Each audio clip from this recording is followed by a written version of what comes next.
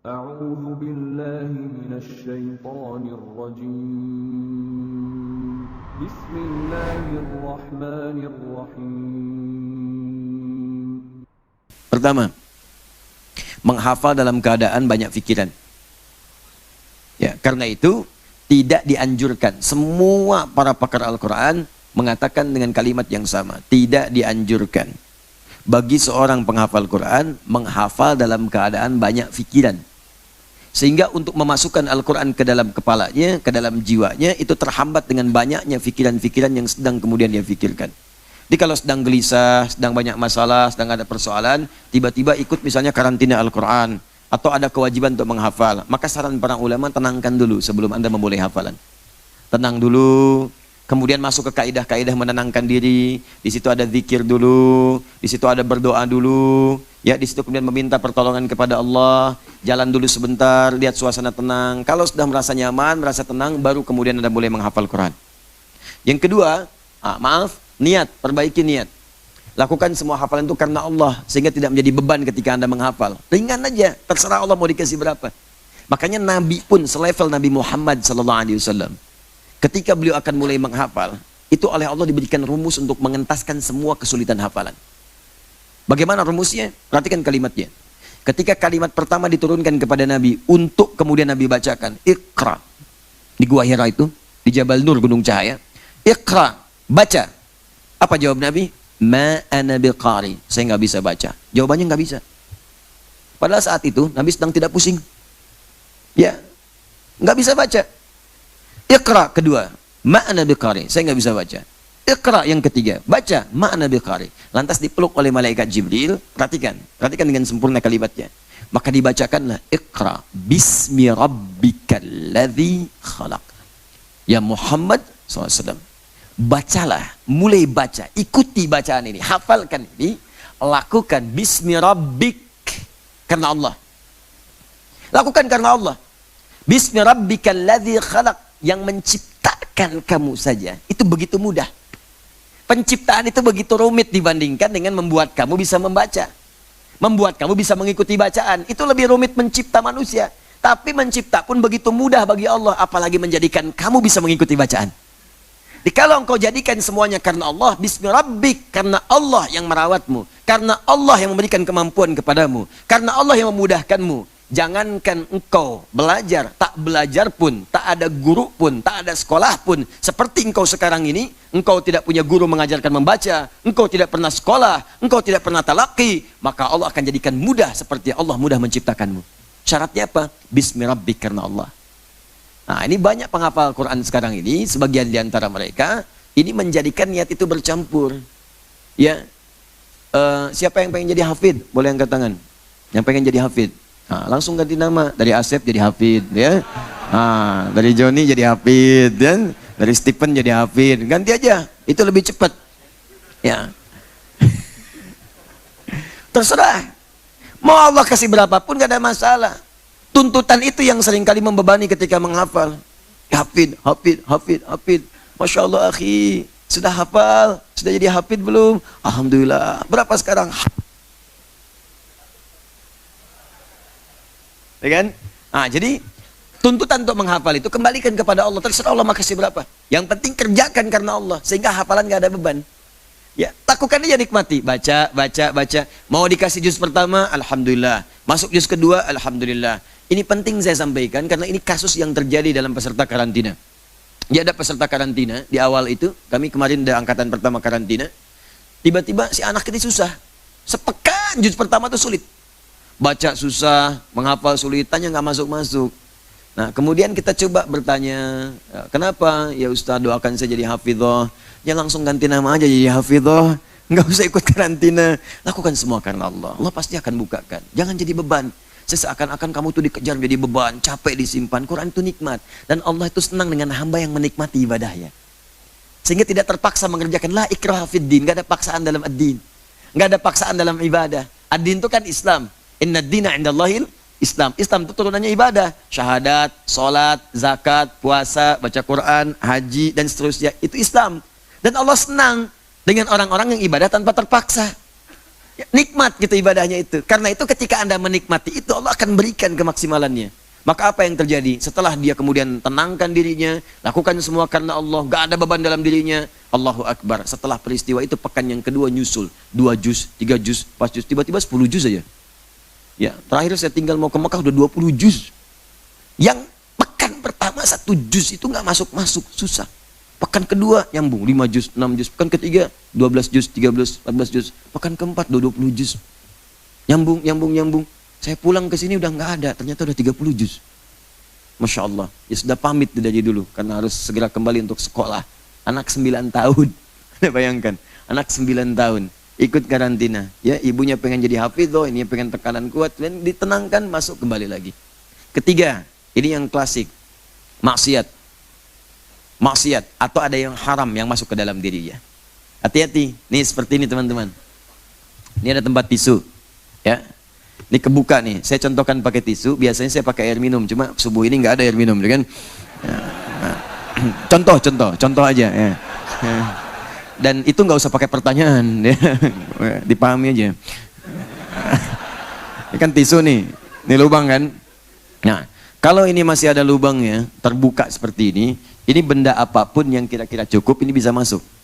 Masukkan spidol, masukkan uang, masukkan koin, kan? Cukup saja. Tapi kalau ini sudah tersekat, sekatnya ada yang ringan seperti tisu sendiri, seperti ini. Ya, saya tutup ya. Misal begini, kita tutup seperti ini. Nah, maka sekat seperti ini menghambat benda lain masuk.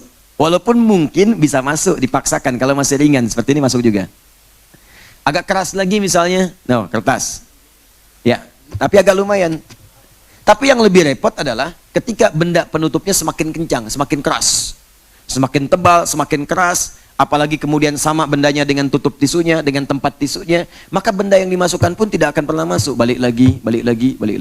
Nah, itulah maksiat seperti yang dilukiskan oleh Nabi sallallahu alaihi wasallam dan dirangkum oleh Imam Muslim. Jika seseorang berbuat maksiat dalam hidupnya, maka ada naktah sauda namanya, titik hitam, noda hitam. Semakin banyak dikerjakan, maka mulai akan menutup kemudian sumber cahayanya sehingga semakin keras, menghambatlah semua nilai kebaikan masuk ke dalam jiwanya. Sulit. Begitu masuk, mental lagi. Apalagi kalau yang haram masuk ke dalam dirinya. Sudah, kalau yang haram masuk, beredar dengan darah, kemudian nyambung jadi daging, masuk ke telinga. Wa fi adhanihim waqra. Quran surah ke-6 ayat ke-25. Ya, masuk kemudian ke dalam mata. Awas hati-hati, wa 'ala absarihim ghishawah, di matanya ada penutup. Masuk ke hati, fi qulubihim marad, dalam hatinya ada penyakit, nutup. Khatamallahu 'ala qulubihim wa 'ala sam'ihim wa 'ala absarihim ghishawah. Ke hati ada penutup, ke telinga ada penutup, ke mata ada penutup. Nah, ketika dia belum bebas dari maksiat, itu yang kadang-kadang sulit kemudian untuk memulai. Maka buka dulu semua itu. Buka pintu maksiatnya, buka kemudian yang haram-haramnya, keluarkan. Dengan apa? Taubat. Tubu ilallahi taubatan nasuha. Tobat dulu, buka dulu penutup ini. Buka penutupnya, buka. Makanya banyak orang saat menghafal Quran, itu treatment pertamanya saat mulai menghafal, tidak langsung menghafal. Ya, coba istighfar dulu, berdoa dulu, ikhlaskan niat dulu, bangun chemistry antara dirinya dengan Allah Subhanahu wa taala. Setelah merasakan nikmat, nyaman, nanti ada perasaan tersendiri dalam jiwa kita. Akan ada rasa itu. Ketenangan itu ada, kenikmatan mulai ada. Begitu menghafal, terjadilah percepatan kemudian hari. Nah, bahkan ada sebagian ulama yang mengambil kemudian isyarat di Quran, surah ke-75, ayat 16-18, paling kanan sebelah bawah. Jadi di situ di treatment dengan takwa dulu. Peningkatan takwa. Sebelum menghafal, latihan sholat dulu. Sholatnya dibanyakin dulu. Istighfarnya dibanyakin, doanya dibanyakin. Setelah merasa dekat dengan Allah, baru dia memulai. Itulah yang terjadi pada Nabi Muhammad SAW. Nabi itu tingkat kedekatan dengan Allahnya luar biasa. Kata Nabi, saya orang paling takwa, ana atqakum. Ya, sholatnya tak terlukiskan, doanya, kedekatannya, menjauhi maksiat segala rupanya. Makanya ketika menghafal Quran, Allah tidak ingin memberikan beban kepada Nabi. Apa yang terjadi? La tuharnik bihi lisanaka lita'jala bih. Muhammad sallallahu alaihi wasallam, kamu nggak usah tergesa-gesa mengucapkan bacaan Quran itu untuk cepat menghafalkannya. Nah, ini isyarat dari Allah. Penghafal Quran itu ketika ingin cepat menghafal, itu biasanya cepat diucapkan. Ya, bismillahirrahmanirrahim, alhamdulillahirrahmanirrahim, maliki yaumiddin. Terus masuk alif lam mim dzalikal kitabu la raiba fi la raiba fi la raiba fi dzalikal kitabu la raiba fi hudal hudal lil muttaqin, dzalikal kitabul la raiba fihi, hudal lil muttaqin, dzalikal kitabul la raiba fihi, hudal lil muttaqin. Begitu kan? Penghafal pertama tuh begitu, ingin cepat, ingin cepat, ingin cepat. Tapi ada orang-orang yang dikehendaki oleh Allah, enggak usah cepat-cepat. Kamu dengerin aja bacaan sekali, atau kamu bacakan sekali. Dari bacaan itu saya akan tanamkan itu semua dalam jiwamu. Seketika, sekali baca langsung masuk ke jiwanya. Sekali baca langsung hafal. Inna alaina jam'ahu wa qur'ana. Biarkan kami yang akan menghimpun Quran itu dalam jiwamu. Fa idza qara'nahu, maka jika telah kami bimbing bacaannya, kami bacakan kepadamu, fattabi' qur'ana, maka ikuti bacaannya itu. Kalau yang levelnya Nabi Muhammad SAW dulu, malaikat Jibril bacakan, langsung ketika dibacakan ditanamkan ke dalam jiwa Nabi. Kalau kita sekarang bukan malaikat yang bacakan.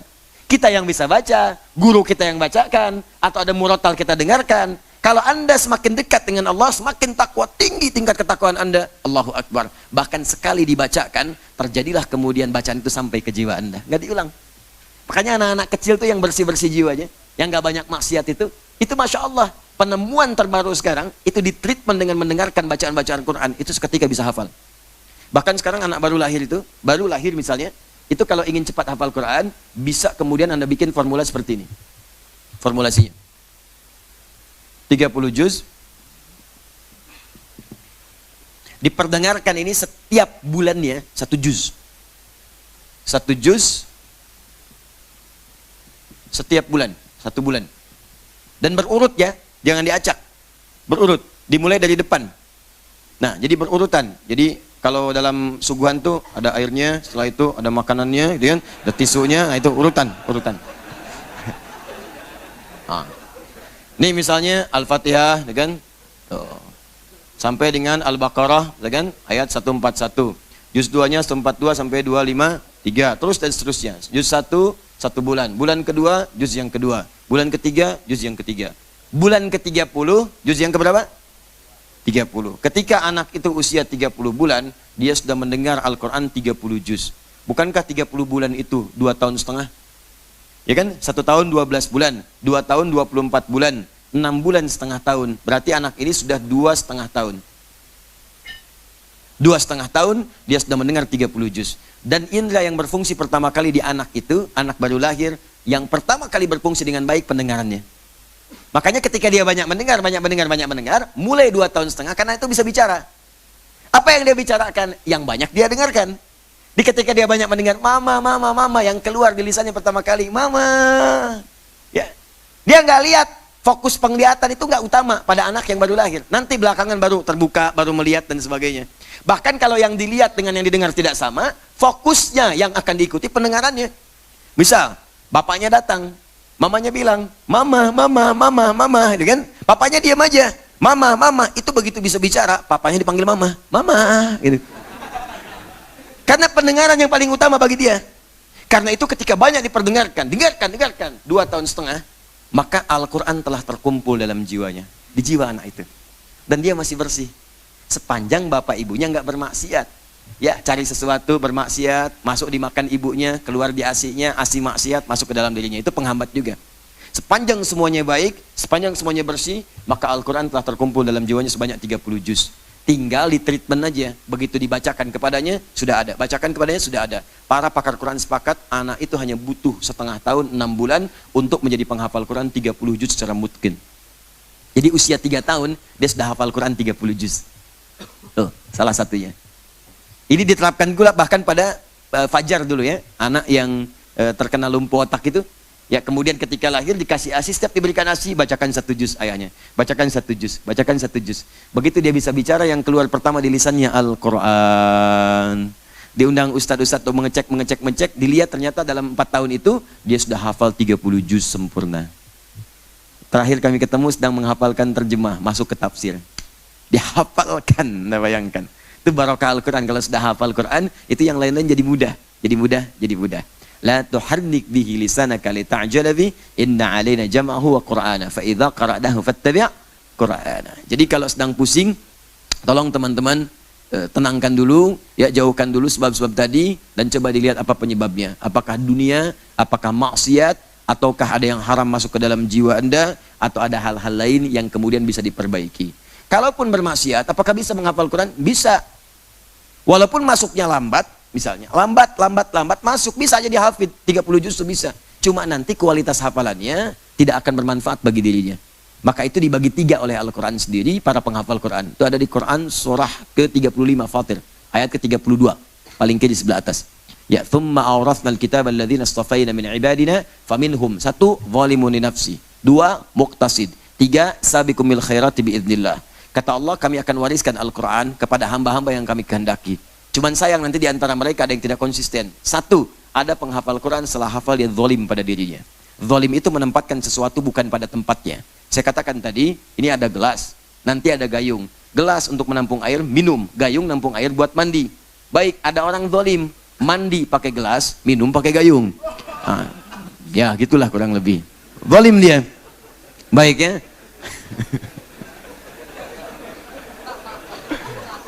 Ya. Belakang nanya, enon. Baik. Jelas ya?